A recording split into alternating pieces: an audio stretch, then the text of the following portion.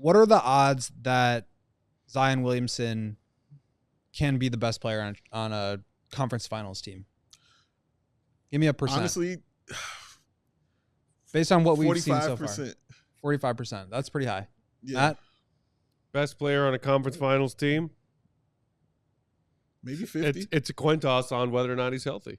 Yeah, that's but what if he is healthy, if he is healthy, can we all agree that the talent can he be the best player there on a conference finals team? I'd say yes. Yeah. Percentage wise, likelihood, yeah, maybe right around where Dave is. Maybe not quite 50-50. Okay, same question for Zach LaVine. No. So that's the quickest way to do this for me because, like, as we've talked about, the Bulls need a star player. They need a superstar caliber player that can be the best player on a team because until you get that guy, like, you're kind of just spinning your wheels as we've seen for the last 15 years. Ooh, especially in the East, he could do that. I'm sorry. Go ahead. For sure. So definitely not without risk, right? The injury is a huge question mark. You obviously, and like I'm thinking about this in terms of a Zach for Zion swap. Okay. Because I believe that's what was written in the article. If you have to include like Kobe and picks and whatever else, like that becomes obviously more complicated. Sure. But just one for one, like I think you're saving money, right? Zion's making less money in total. He's making 36 million this year, 39, 42, 45. Zach's obviously making 40, 43, 46, and 50. So you're saving money, and the Bulls would have to figure that out because the Pelicans, like the Bulls, are not going into the luxury tax. He's younger. He's shown an ability to get to a higher level as a player. And again, that doesn't come without risk or consideration, but he's also on a very interesting contract that has a ton of protections in it.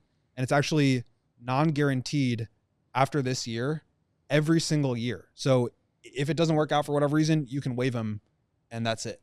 To me, they need that star player. And like Zion's the only one in that category that can get to that point. So obviously it's a risk, but I just think it would be really interesting. I also think like he's really close with Lonzo. They had a great time playing together. Mm-hmm. You put Kobe and Ayo that's a good point. Around him. Like that's fast. There's floor spacing. You can get up and down. So exciting. Giddy, I think, would be really good throwing lobs to him. Like, I think it would be really fun. Yeah. And like I said, there's definitely risk. The injury is for real, but the talent is undeniable. And if he can get right physically or just like, I don't know if it's like a taking it more seriously thing or just his approach, whatever it is, I'm not sure. But you take a bet on that because the talent is there. Yeah. And especially when you have those injury protections in the contract, I think that's a no-brainer.